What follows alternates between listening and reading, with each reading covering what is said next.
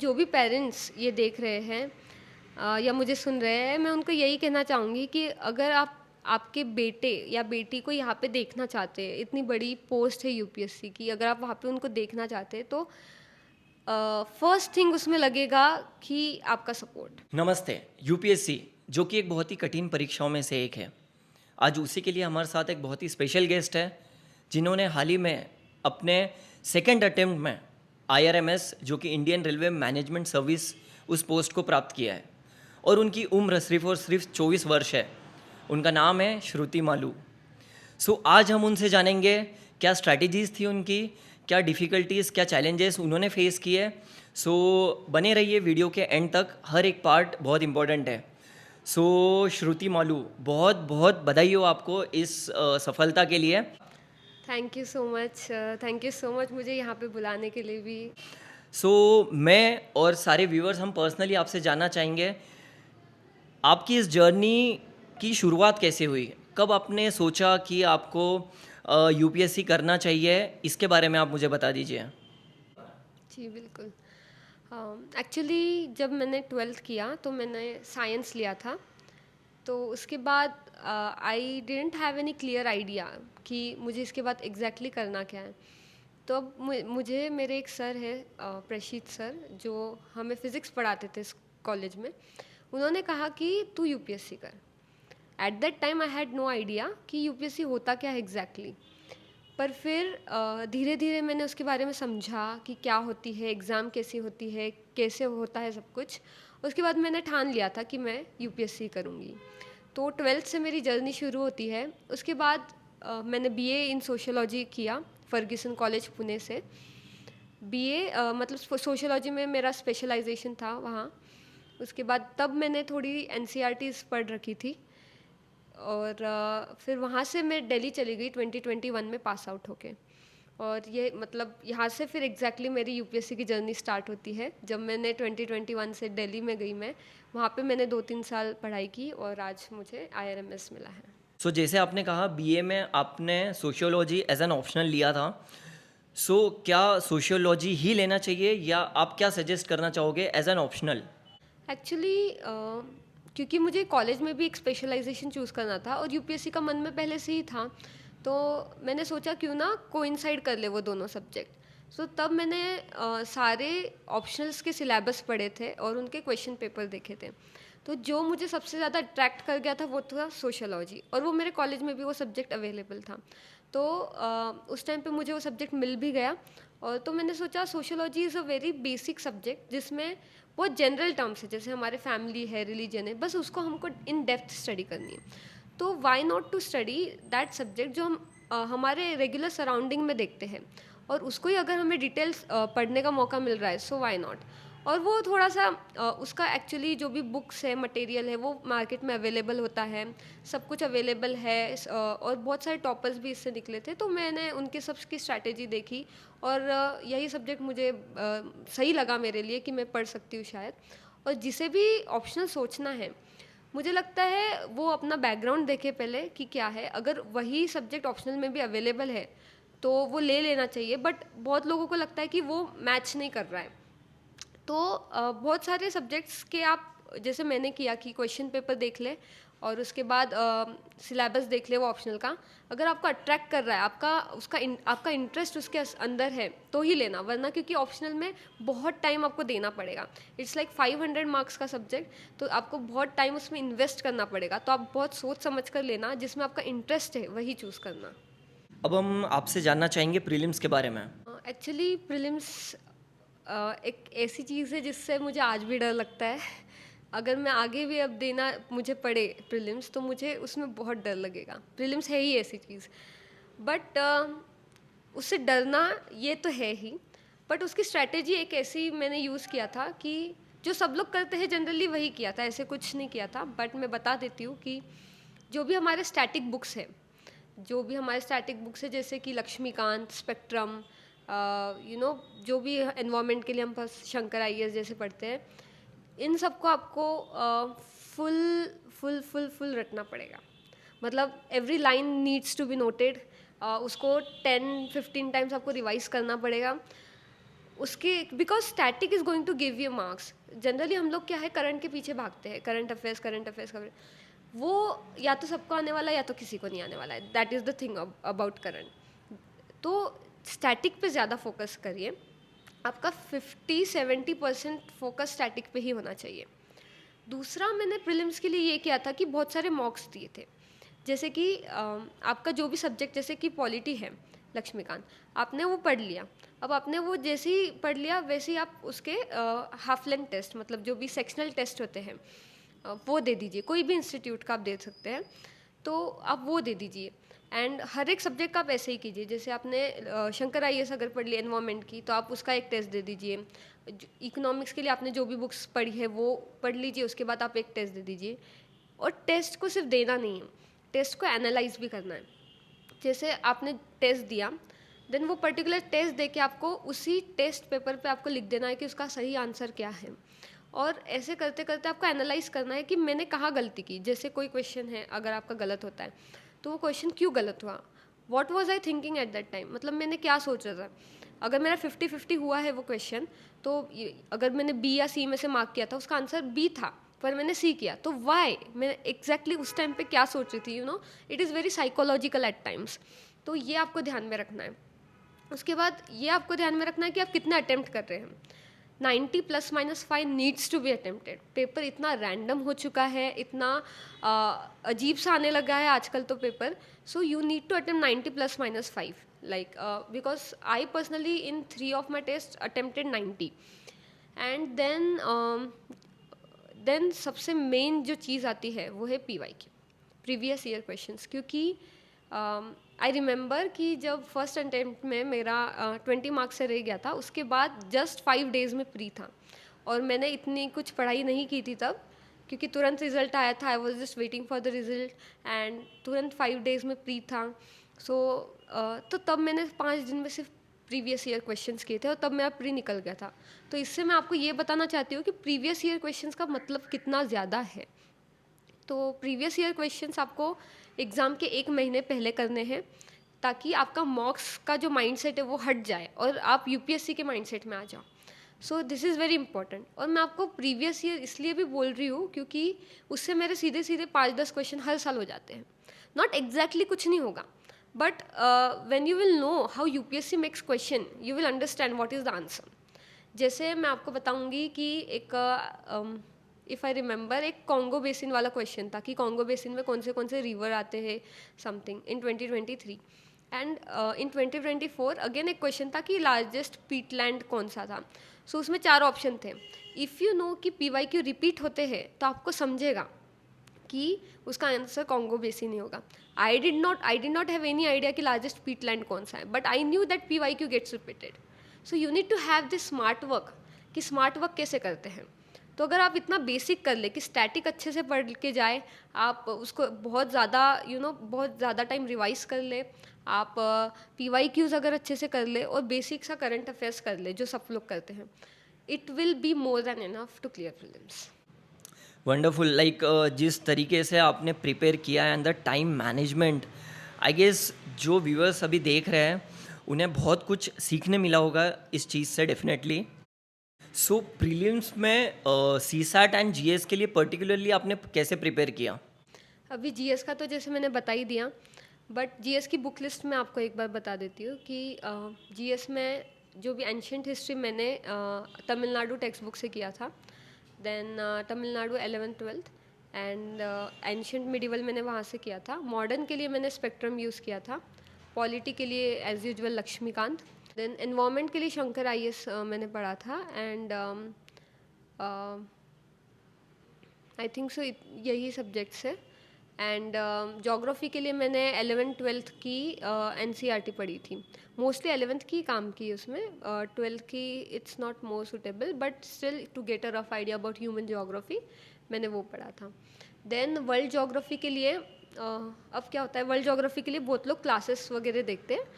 Because मैंने ये सब नहीं किया था, तो मैंने ये किया था कि जो भी प्लेसेस इन न्यूज़ हैं, you always get that idea कि जो भी जैसे PT 365 है विजन की, उसमें प्लेसेस इन न्यूज़ आ जाते हैं वो, या फिर दूसरा है कि जो भी हम न्यूज़पेपर पढ़ रहे हैं उसमें प्लेसेस इन न्यूज़ चलते रहता है, जैसे अफ़गानिस्तान चल रहा है, रशिया चल रहा है, ब्लैक सी चलेगा, ये जो भी अभी चल रहा है वो सब।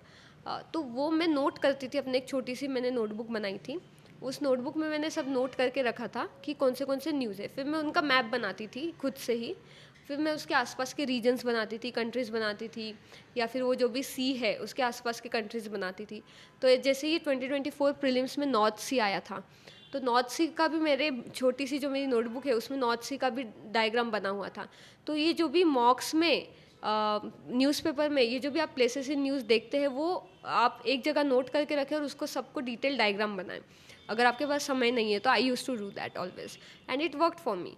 अफ़गानिस्तान आया था I guess in 2022 and in 24 North Sea अभी आया था। सो दोनों मेरे पास ऑलरेडी रेडी थे। So you can do this for world geography. And CSAT के लिए आई वुड से कि सी सेट आजकल बहुत टफ हो चुका है। आफ्टर 2022 सी सेट बहुत टफ हो चुका है। तो सी सेट के लिए मैंने ये किया था कि पहले आप बेसिक क्लासेस देख लीजिए कि आप मैंने जैसे एडुटैप के क्लासेस देखे थे वीडी सर के। तो आप कोई भी ऐसे क्लासेस देख लीजिए और आप एक बार अगर आप इनिशियल बिगिनर है इस स्टेज में तो आप कोई भी प्रीवियस क्वेश्चन लीजिए। आई गेस 2019 का पेपर ले लीजिए, आप उसको 2 घंटे में सॉल्व कीजिए और जब आप 2 आवर्स में उसको सॉल्व करेंगे तो आपको पता चलेगा कि आपको कौन सा एरिया आपको आता है, कौन सा एरिया आपका नहीं आता है। then you will work on those area which you don't know and you will work harder on those area which you already know। क्योंकि जो अपने को आता है वो तो रॉन्ग होना ही नहीं चाहिए, उसका सेंस ही नहीं बनता है गलत होने का। बट जो नहीं आता है उसका इतना बेसिक आना चाहिए कि एटलीस्ट 5 अगर उसके क्वेश्चन आ रहे हैं तो आपके 3 सही होने चाहिए। So you need to strategize this. And regarding comprehension CSAT में मुझे ऐसा लगता है कि हर इंसान पास हो सकता है अगर 2 घंटे से ज़्यादा समय दिए तो आपको time management in CSAT is very very much important. You need to attempt 45 plus minimum 45 plus you need to attempt and you need to solve both comprehension as well as maths and reasoning part. क्योंकि क्या होता है mostly some specifically math specific student go only for maths and reasoning by some confidence and अगर 2023 जैसा paper आ जाए तो सबकी मतलब बैंड बच जाती है उस पेपर में, बिकॉज पेपर बहुत टफ आ गया था। So you need to prepare for both comprehension as well as maths and reasoning. Prelims के पेपर को कैसे सॉल्व करें? I think this is the most known thing कि प्री के पेपर मोस्टली मैंने जितने भी लोगों से सुना है कि 3 राउंड्स में सॉल्व करते हैं, but I will let you know I did the same thing कि प्री का जो फर्स्ट राउंड है वो 1 और 15 मिनट्स में होना चाहिए। अब इस फर्स्ट राउंड में क्या होगा, फर्स्ट राउंड में आपको जो भी क्वेश्चंस सीधे सीधे आ रहे हैं लाइक श्योर शॉट आ रहे हैं वो आप मार्क करोगे, वो आपके रहेंगे 25-30 questions. Then you will go at in the same round आप वो भी मार्क करोगे जो आपके 50-50 है कि लाइक ए और सी और बी और डी जो भी आपको 50-50 लग रहा है you will just mark it on the question paper. Now in the second round after 1 और 5 minutes first round ends, then in the second round you will mark those who are 50-50, जो भी 50-50 थे वो it will be like 50 questions.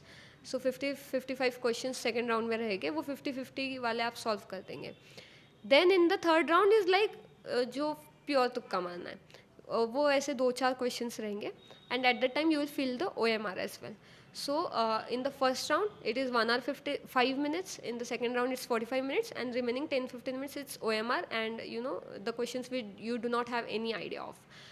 So this is how you solve the GS paper and it has worked for me because क्या होता है कि जब हम पहले ही शॉर्ट में क्वेश्चन मार्क कर देते हैं तो वी डोंट रियलाइज, बिकॉज हम लोग इतने पैनिक मोड में होते हैं कि पेपर आ रहा है and you know we just don't know कि क्या करें, अब हमको तो कुछ नहीं आ रहा है। एवरीवन गोज थ्रू इट कि मुझे तो कुछ नहीं आ रहा है, ये क्या पेपर आ गया। बट फिर धीरे धीरे व्हेन वी मतलब आधे घंटे बाद हम लोग काम हो जाते हैं, then we start answering the questions. ये क्यों होता है जब हम काम रहते हैं। सो इसलिए आई से टू एवरीवन कि सेकेंड राउंड पे जाइए, वापस से क्वेश्चंस चेक किए कि आपने सही से किए हैं क्या, क्योंकि calmness of the mind is very much necessary.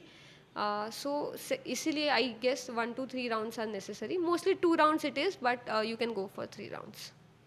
सो जैसे हाल ही में आपने थर्ड अटेम्प्ट में भी अपना प्री क्लियर किया है, आपने तीनों ही अटेम्प्ट्स में फर्स्ट गो में क्लियर किया है।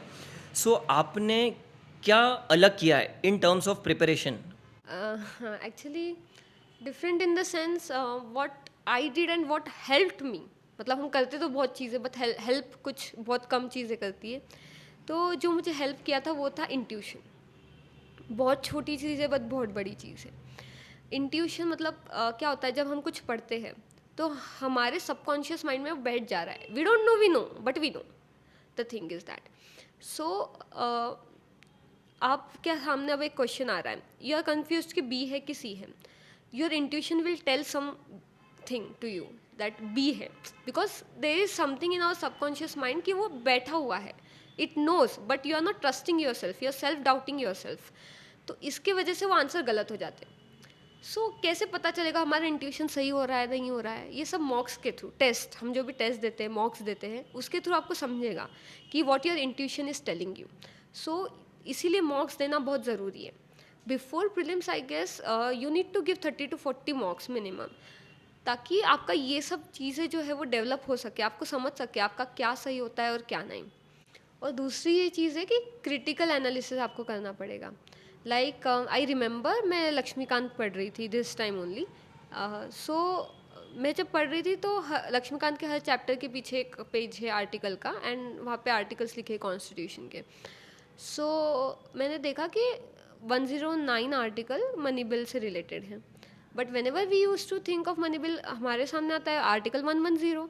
Then I thought okay it starts from 109, and similar question came in 2024 prelims की oh 109 article states this, and I thought yes I read it. Similar happened कि एक बार one of my friends said कि US और Canada की सबसे लंबी border है, some 2-3 years back, and I thought yes really. Then I came down, I just search it from the phone कि is it real, because you just need to verify it, and I saw it, and oh I got new information today, and so I analyzed it, and the same question came in 2024 prelims, that which is the longest border in the world. So you need to have an open mind, you need to analyze everything that comes in your way, from the exam perspective, from regular perspective as well. And the third thing I think which I did different was, which I thought was very common but was not very common, that what I used to do is कि मैं exam के पहले 10 हम लोग शायद आधा एक घंटा पहले एग्ज़ाम हॉल में बैठ जाते हैं। सो एग्ज़ाम के आधा घंटा पहले मैं क्या करती थी कि मैं हॉल टिकट पे लिख देती थी टाइम मैनेजमेंट।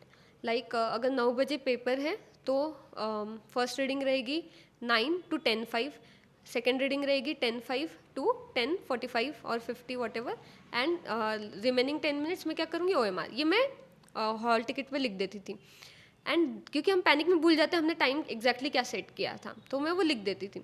फिर मैं मन में सिर्फ ये सोचूंगी कि 9 to 10:05 ये करना है, 10:05 तो ये करना है।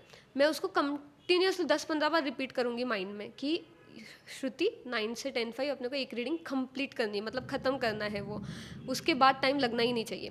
सो जब हम 10 to 15 मिनट्स रिपीट करते हैं तो वो वैसा ही होता है, exactly the same happens to us. Similarly I use to do in mains कि जो भी मेरा टाइम मैनेजमेंट था, लाइक 5 क्वेश्चंस 35 मिनट्स, तो मैं मन में 5-10 बार रिपीट करती थी 5 क्वेश्चंस 35 मिनट्स, 5 क्वेश्चंस 35 मिनट्स, और उतना ही टाइम फिर लगता था। सो अगर ऐसा नहीं कि सिर्फ एट द प्रीलिम्स डे, जो भी बीच में टेस्ट आते थे सारे टेस्ट में मैं I use to take 5 minutes, I use to say this to myself, and then I use to proceed. After the prelims mains के लिए कैसे प्रिपेयर करें? Mains is very vast as everyone knows. 1750 marks का हमारा paper होता है। 9 papers होते हैं, 2 ऑप्शनल पेपर होते हैं उसमें और 2 कंपलसरी पेपर्स होते हैं। So mains is very vast, very huge, but mains can be tackled. मुझे लगता है प्रीलिम्स में थोड़ा लक फैक्टर आ जाता है, but mains is all in our hand. तो मेंस में मेरी हर एक पेपर की स्ट्रैटेजी अलग थी। जैसे GS1 में मैंने ये किया था कि मोस्टली स्टैटिक है सारे, हिस्ट्री, ज्योग्राफी, ये सब। तो जो मेरे ऑलरेडी जैसे स्पेक्ट्रम के जो बैक नोट्स होते हैं हर एक चैप्टर के पीछे, तो मैंने वही किया था हिस्ट्री के लिए। फिर दूसरा जो भी है जैसे हमारे एंशियंट वगैरह, तो मैंने वो ऋषिकेश रेड्डी सर के नोट्स यूज़ किए थे उसके लिए। तीसरा ज्योग्राफी। ज्योग्राफी के मेरे पास ऑलरेडी नोट्स अवेलेबल थे। मैंने ये भी कोई टॉपर्स के लिए थे, but I don't remember right now. Fourth is उसमें सोसाइटी का पार्ट आ जाता है, क्योंकि मेरा ऑप्शनल सोशियोलॉजी था तो मैंने सोसाइटी का अलग से कुछ प्रिपेयर किया नहीं था। GS1 was होल्ली static. अब आते हैं GS2 पे। GS2 के लिए मोस्टली आता है पॉलिटी, IR और गवर्नेंस। तो GS2 के लिए मैंने ये किया था कि शून्य IS की एक बुक आती है, GS1 GS हर एक सब्जेक्ट के लिए उनकी एक बुक आती है, तो मैंने वहाँ से नोट्स बना लिए थे, short notes. Like every topic उन्होंने 3-4 पेज का दिया है, तो मैंने उसके हाफ पेज में नोट्स बना लिए थे। एंड ऐसे ही मैंने GS3 का सिमिलर किया है कि शून्य IS का बुकलेट, एवरीथिंग वॉज फ्रॉम शून्य IS eight that time. And GS4 का मैंने एक्चुअली एक हमारे सर थे, उन्होंने बताया था कि एक टेम्पलेट बना लो, कि एक चार्ट बना लो जिसमें सिलेबस के कीवर्ड्स रहेंगे, डेफिनेशन रहेगी, कोट्स रहेंगे उस पर्टिकुलर रिलेटेड, एंड एग्जाम्पल्स रहेंगे 4 to 5 examples from different fields, historical, administrative, etcetera etcetera. तो ये मैंने पूरा टेम्पलेट बना लिया था GS4 के लिए। ऐसे के लिए मैंने ये किया था कि मैंने जो भी नॉवेल्स पढ़ी है, मैंने उसमें से स्टोरीज़ जो भी फिर से देख ली क्या थी, देन मैंने उसमें से कोट्स निकाल लिए। ऐसे के लिए मैंने और टॉपर्स की कॉपीज़ देखी, जो I guess not only for ऐसे बट सारे GS के लिए सबसे ज़्यादा इम्पॉर्टेंट आई थिंक यही है कि टॉपर्स के कॉपीज़ को देखना, उससे सीखना। So I referred various copies, but Vikram Grewal sir के राइटिंग से मैं रेजोनेट कर पाई थी। तो ऐसे में और चीज़ें इंपॉर्टेंट है, जैसे to have a catchy introduction and have a catchy conclusion, so that you know, because when you have a catchy introduction, the examiner is going to read further. Otherwise he will get like कि ठीक है ये सब लोग यही लिख रहे हैं, so you need to have that. तो वो सब पहले से टेम्पलेट रेडी होने चाहिए। आपका रेडी होना चाहिए कि आप किससे स्टार्ट कर रहे हो, आप कोड से स्टार्ट कर रहे हो या आप एनेक्डोट से स्टार्ट कर रहे हो। So you need to have all of that ready. Again सारे मेंस के लिए आई वुड अगेन से कि टॉपर्स की कॉपीज़ इंपॉर्टेंट है। What I use to do is, जो भी टॉपर्स की कॉपीज़ है, I use to open them in my laptop, and वो क्वेश्चन देखती थी मैं, उसका आंसर लिखती थी, फिर उसका आंसर मैं कंपेयर करती थी टॉपर्स के आंसर से, and then I use to match. Then मुझे पता था कि मेरे आंसर्स में बहुत कमी है, तो मैं उसको ट्राई करती थी कि उनके जैसा लिख पाऊँ।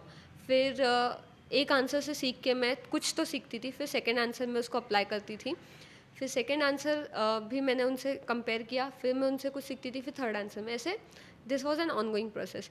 तो जो भी टॉपर्स की कॉपीज़ सब फ्रीली अवेलेबल है नेट पे, तो आप वो सब करिए, that will edge your marks like anything. इससे बहुत ज़्यादा इंक्रीज़ हो गया आपके मार्क्स, बहुत ज़्यादा, and that has help me as well. Crazy, like जैसे आपने प्रीलिम्स के लिए, मेंस के लिए प्रिपेयर किया है, आपने अटेम्प्ट दिए हैं, डेफिनेटली मुझे एक चीज़ तो समझ आ रही है दैट सिर्फ हार्ड वर्क नहीं, स्मार्ट वर्क करना भी बहुत ज़रूरी है। जैसे मेंस के पेपर बहुत लेंदी होते हैं, तो उसमें आपने कैसे टाइम मैनेज किया है एग्ज़ाम्स के दौरान? एक्चुअली मैंने 3 मेंस लिखे, अभी भी it's very difficult to manage time in mains.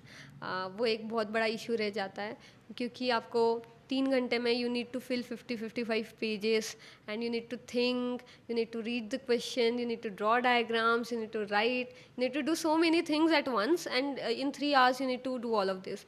और तो मैंने ये किया था कि बिकॉज अभी डिजिटल वॉच आई थिंक बहुत सारे इसमें स्कूल्स में ले जाने भी नहीं देते हैं, तो मैंने एनालॉग की ही पहले से प्रैक्टिस रखी थी। So what I use to do is, क्योंकि 10 मार्कर्स के लिए मैंने 5 क्वेश्चंस रखा था, 5 क्वेश्चंस 35 मिनट्स, 5 क्वेश्चन 35 मिनट्स, फिर जो भी 20 मार्कर्स है उसमें 5 क्वेश्चंस 50 मिनट्स, 5 क्वेश्चन 50 मिनट्स। सो ऐसे करके मैंने पूरा टाइम मैनेजमेंट किया था मेंस का। अभी ये वाला क्वेश्चन आई गेस बहुत से स्टूडेंट्स के लिए इंपॉर्टेंट हो सकता है। सो मेंस के लिए पर्टिकुलरली पेन कौन सा यूज़ करें? मैंने पेन फर्स्ट और सेकंड अटेम्प्ट में मैंने ट्राईमैक्स यूज़ किया था। मैं ट्राईमैक्स की सिर्फ रिफ़िल यूज़ करती थी, पेन यूज़ करती थी, सो सिर्फ रिफ़िल से मैंने पूरा पेपर लिखा है। थर्ड अटेम्प्ट में मैंने पेंटोनिक पेन यूज़ किया था, वो थोड़ा सा हल्का था पेन, सो यू नो उसकी ग्रिप भी आ रही थी और हल्का भी था। सो क्योंकि एक दिन में 6-6 घंटे पेपर लिखना होता है, तो वो मुझे ज़्यादा सूटेबल लगा। बट वो ये था कि जल्दी ख़त्म हो जाता था, तो एक पेपर को 2 पेन लग जाते थे। सो दिन में मतलब 4 पेन लग जाते थे पेंटोनिक के, but it was good pen. So after the mains interview होता है जो कि एक पर्सनालिटी डेवलपमेंट टेस्ट है, राइट? सो उसके लिए कैसे प्रिपरेशन करना होता है अलग से, या आपका एक्सपीरियंस क्या था? Interview, actually interview is a very novel experience in once life. हर एक एस्पिरेंट का सपना होता है कि वो यूपीएससी के बिल्डिंग के सामने अपना एक फ़ोटो खिंचाए, and with their parents, with their friends. I was lucky to have that. And but UPSC का अगर इंटरव्यू के एक्सपीरियंस की बात कहूँ तो उस रूम से आप अभी तक बाहर नहीं निकलते हो. It's so amazing in itself. UPSC के पैनल में 5 लोग रहते हैं. They ask you different variety of questions. Everyone ask you different variety of questions. हम पहले जो डैव भरते हैं मोस्टली उससे क्वेश्चंस आते हैं, अदरवाइज करंट अफेयर्स रहता है या फिर आपके बैकग्राउंड से जो भी आपका ऑप्शनल है या जो भी है उससे ही क्वेश्चंस आते हैं. They are mostly checking your personality as per my experience. They are checking your intellect कि आप कैसे हैंडल करते हैं सिचुएशन, आप कैसे आंसर करते हैं सिचुएशन क्वेश्चंस को. सो मोस्टली वो सब चेक हो रहा है.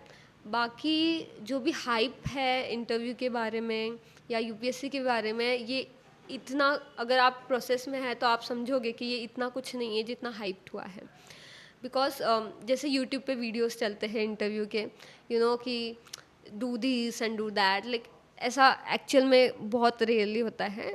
They ask very sanity questions, जो भी फील्ड से रिलेटेड है या जो भी आपने फॉर्म में भरे हैं वैसे ही क्वेश्चंस आते हैं, and which you can deal with. If you don't know, we usually say I don't know sir, with due respect.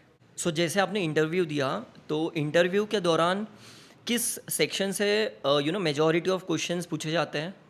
Mostly my interview was on the books which I have read, कि मैंने क्या क्या books पढ़े हैं. तो उस पर हमारा एक बुक है 1984 ऑफ जॉर्ज ऑरवेल, उस पर हमारा बहुत अच्छा खासा डिस्कशन हो गया था मैम के साथ. So I think that was the high point of my interview. And third कि मेरा जो भी सोशियोलॉजी बैकग्राउंड है उससे भी काफ़ी क्वेश्चंस आए थे, कि they were asking me questions like how do you see that various joint family is dispersing into nuclear family, how do you see this, how do you see the changes. तो तब मैंने answer किया था कि sir, joint family भले ही अलग अलग हो रही है वो हमें दिख रहा है, बट हाउस होल्ड ही अलग हो रहे हैं, बट विथ मन से जॉइंट फैमिली तो एक ही रह रही है. क्योंकि कंपल्शंस होते हैं, एजुकेशन, एम्प्लॉयमेंट के कंपल्शन होते हैं, उसकी वजह से जाना पड़ता है काफ़ी टाइम बाहर गाँव, बट मन से जो जॉइंट फैमिली वो आज भी एक जैसी है. तो ऐसे बहुत सारे क्वेश्चंस थे, सोशियो से भी रिलेटेड थे, एंड करंट अफेयर्स से भी रिलेटेड कुछ क्वेश्चंस थे. कुछ क्वेश्चन मुझे एक दो क्वेश्चन मुझे आए भी नहीं थे, कि सर ने पूछा था what is the difference between Mexico and New Mexico, that I didn't know. So I humbly told him that sir I am sorry sir, I don't know. So but it was in all a very great experience. 35 to 40 minutes में interview चला था, and it was an amazing experience. So after the interview, right, तो उसके बाद क्या process होता है, like the medical test and all? Right, interview के एग्जैक्टली अगले दिन ही आपका मेडिकल रहेगा. मेडिकल में आपका सारे चेक मतलब टेस्ट हो गए, बेसिक जो भी टेस्ट होते हैं हमारे वही टेस्ट होगा, बीएमआई, ब्लड टेस्ट एक्सेट्रा, तो वो सब रहेगा. बट जो भी टेक्निकल सर्विसेज है जैसे कि यूपी आईपीएस है, आईआरएमएस है, इन सब के लिए कुछ एक्स्ट्रा लगेंगे, तो वो आपको क्लियर करना पड़ेगा. तो एवरीथिंग, बट इतने कोई ज़्यादा टेक्निकल टेस्ट नहीं होते. यही कि ईयर चेकअप होगा, आई चेकअप होगा, विजन 6/9 ये सब होनी चाहिए. सो ये बेसिक चेकअप्स हो गए, बट टेक्निकल के लिए थोड़े से ज़्यादा, टेक्निकल पोस्ट जो भी है उसके लिए थोड़े से ज़्यादा रहेंगे. सो बहुत सारे लोग ये भी हो जाते हैं, अनफिट हो जाते हैं मेडिकल में. तो आप पहले से ही इन सब चीज़ों का ध्यान रखें ताकि आपको इंटरव्यू के बाद ये तुरंत फेस ना करना पड़े कि ये सब क्या हो गया. सो आप पहले से ही इन सब का ध्यान रखें कि आप अनफिट ना हो जाए, इसके क्राइटेरिया आप पहले से ही देख लीजिए. So it will help you. So अभी मैं आपसे जानना चाहूँगा आपका डेली रूटीन कैसा होता था? तो मैं सुबह, क्योंकि ये बहुत लंबी जर्नी थी 3-4 साल की, सो शेड्यूल चेंज हुआ है बहुत ज़्यादा बीच में, बट ऑन द ब्रॉड मैं रात में पढ़ती थी. तो मैं सुबह 9 बजे सोती थी एंड ब्रेकफास्ट करके, एंड फिर मैं 4 बजे उठती थी. तो मैं थोड़ा सा लाइट सब्जेक्ट पढ़ती थी जो मुझे पसंद है. तो मैं पॉलिटी या हिस्ट्री या जो भी मेरा उस टाइम पे चल रहा है मैं वो पढ़ती थी. फिर मैं उसके बाद टी ब्रेक हुआ, उसके बाद मैं फिर से जो भी उस टाइम पे मैंने सब्जेक्ट्स उठाए थे वो मैं पढ़ती थी. पर फिर बाद में डिनर के बाद मेरी रियल स्टडी स्टार्ट होती थी। डिनर के बाद मैं 1 घंटा या तो फ्रेंड से बात करूँगी या तो घर पे बात करूँगी फैमिली से। वो बात करने के बाद मेरी रियल पढ़ाई शुरू होती थी रात को 9-10 बजे। Then I used to study 2 subjects per day. तो जो भी मेरा सब्जेक्ट उस टाइम पे चलता था वो मैं पढ़ती थी। एंड जो भी रात का हाफ टाइम है वो एक सब्जेक्ट, हाफ टाइम एक सब्जेक्ट। और फिर सुबह मैं न्यूज़पेपर पढ़ती थी सोने के 1 घंटा पहले, सो दैट वो लाइट हो जाता है थोड़ा और फ्रेश भी हो जाते हैं हम थोड़ा सा। And then I used to sleep. So this was how I used to study daily. So during the preparation आपने क्या-क्या चैलेंजेस फेस किए, क्या प्रॉब्लम्स आपने फेस की हैं? चैलेंजेस आई थिंक सबसे ज़्यादा जो सब लोग, आई थिंक सब एस्पिरेंट भी फेस करते होंगे, वो है कि एंग्जाइटी, सेल्फ डाउट कि मुझसे हो पाएगा कि नहीं, क्या मैं इसके लिए बनी भी हूँ या नहीं। या फिर जब पेपर में टेस्ट में कम मार्क्स आ जाते थे, मुझे काफ़ी मतलब हमेशा ऑलमोस्ट एवरी टाइम मुझे टेस्ट में कम आते थे। तो I always used to think कि ये क्या हो रहा है, ये क्यों हो रहा है, मतलब मैं क्या कर लूँ ऐसा कि उससे बढ़ जाए। सो ये सेल्फ डाउट, एंग्जाइटी, फ्रस्ट्रेशंस, ये सब आता है। इनफैक्ट इन मेरे फर्स्ट अटेम्प्ट में प्रीलिम्स और मेंस के बीच में ही मैंने पूरी मेंस की तैयारी की थी। उससे पहले मेरे सिर्फ ऑप्शनल रेडी था। तो तब भी मैं इतना फ्रस्ट्रेट हो जाती थी, मेरा हेड इतना एक करता था कि ऐसा लगता था अभी फट जाएगा, इस लेवल का पेन था। और उस टाइम पे मैं इतनी बीमार भी पड़ी थी। सो ये सब चलता था। बट मुझे लगता है कि मेहनत कर लेनी चाहिए, क्योंकि इंसान अगले दिन ही भूल जाता है कि उसने कितनी मेहनत की है। सो जितना आप दे सकते हो दे दो, but not compromising your mental health, क्योंकि खुद को सेन भी रखना है, एग्ज़ाम भी देनी है, और आप खुद को ही ना खो दे इस प्रोसेस के बीच में, ये भी ध्यान रखना है। सो एक ये चीज़ थी। फिर चैलेंजेस जैसे रिलेटिव्स थे कुछ कि जो बोलते थे कि you should not go for this is not for girls, ये लड़कियों के लिए नहीं बनी है पोस्ट, तुम क्या करोगी शादी के बाद, how will you manage everything. ये सब जब मैंने यूपीएससी सोचा था तब आई फेस दिस कि no one was allowing me actually to take the post, but because of support of my family मैं इतना आगे बढ़ पाई, otherwise I would have been stop there itself. तो ये एक चीज़ हो जाती है। फिर जब मेरा फर्स्ट अटेम्प्ट में नहीं हुआ था, तो तब एक बहुत बड़ा डाउनफॉल था कि बिकॉज आई वॉज होपिंग कि तब हो जाए, बट उस टाइम पे नहीं हुआ था, 20 मार्क्स से मेरा रह गया था। सो वो भी एक lowest phase of my life था। सो ऐसे बहुत सारे चैलेंजेस आते हैं, बट हमारा पेशेंस डिटरमाइन करता है हम कहाँ होंगे। So you need to have patience, you need to work hard. And ऐसा नहीं कि हमने एक अटेम्प्ट दे दिया है तो हमें अब थोड़ी सी कम मेहनत करनी पड़ेगी। आई गेस जितने अटेम्प्ट देते उसमें उतनी ही इनफैक्ट उससे ज़्यादा मेहनत लगती है, उतनी नहीं तो। सो ये भी मैंने अपने जर्नी से ही सीखा। That's all. तो जैसे हमें ये भी पता चला है दैट आपने विदाउट कोचिंग ही प्रिपेयर किया है। सो क्या कोचिंग इम्पॉर्टेंट है यूपीएससी के लिए प्रिपेयर करने के लिए? और दिल्ली जो एक यूपीएससी हब कहा जाता है, सो दिल्ली से ही प्रिपेयर कर सकते हैं या हम कहीं से भी प्रिपेयर कर सकते हैं? बात करते अगर कोचिंग की, सो मैं जब पुणे में थी अपने कॉलेज ग्रेजुएशन के लिए, तब मैंने सैटरडे संडे वाला एक बैच लगाया था। बट फिर मैंने विद इन 1 साल मैंने वो लीव कर लिया था। और क्योंकि उस टाइम पे कोविड भी लग गया था, और मुझे ये रियलाइज़ हुआ कि जब तक मैं खुद से नहीं पढ़ती मुझे चीज़ें समझ में नहीं आती, फिर कितना भी greatest of the great teacher मेरे सामने क्यों ना हो, unless I read by my self I don't get it. तो तब मुझे रियलाइज़ हुआ कि कोचिंग की मुझे इससे ज़रूरत नहीं है। तो इसलिए जब मैं दिल्ली गई तब मैंने कोई कोचिंग नहीं लगाया, मैंने कुछ सेल्फ स्टडी की।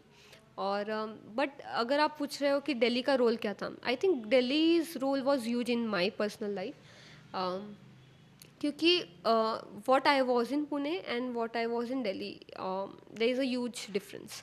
There is a huge difference in how I write means answer, or how I perceive UPSC exam itself. तो दिल्ली ने मुझे काफ़ी शेप किया है. थर्ड कि दिल्ली जाना ही चाहिए या नहीं, इट्स पर्सनल चॉइस एक्चुअली. बहुत सारे लोगों की फाइनेंशियल कंडीशन होती भी है, कुछ की नहीं भी होती है.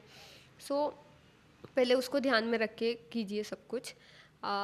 और आई डोंट नो एग्जैक्टली बट बहुत सारे ऐसे इंस्टीट्यूट्स भी है जो बहुत सब्सिडाइज करते हैं कॉस्ट आपका रहने का, पढ़ाई का, ये सब. So you can go for that as well. But मैंने इनफैक्ट तीसरा अटेम्प्ट घर से ही दिया था. प्रीलिम्स भी मैंने घर से दिया था, मेंस भी. बस exam I use to give from Delhi, but I prepared wholly from home. तो वो भी help, that also help me so much. So first I learned from Delhi how to study, and then I came home. So that helped me. So you can learn from this if you want to. और आपके family and friends का कैसे support रहा है? मैं आज जो भी हूँ, जहाँ पे भी हूँ और आगे भी जहाँ रहूँगी, everything obviously because of my family. First thing कि उन्होंने मुझे सपोर्ट किया, कि मुझे चूज़ करने दिया जो मैं करना चाहती थी.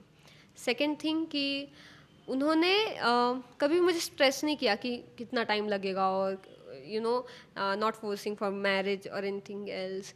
देन कि ये भी फोर्स नहीं किया कि क्यों नहीं हुआ फर्स्ट अटेम्प्ट में, जब नहीं हुआ था क्यों नहीं हुआ, ये भी कुछ भी नहीं बोला मुझे. इनफैक्ट मेरे बड़े पापा हमेशा बोलते थे कि अपने पास कुछ कमी नहीं है, तू बस बिंदास पढ़.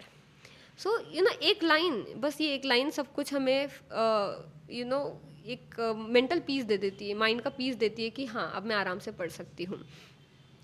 सो ये एक चीज़ हो जाती है. बाकी फैमिली का सपोर्ट वॉज ये था कि मेरी दादी ने इतना ज़्यादा सपोर्ट किया है मुझे.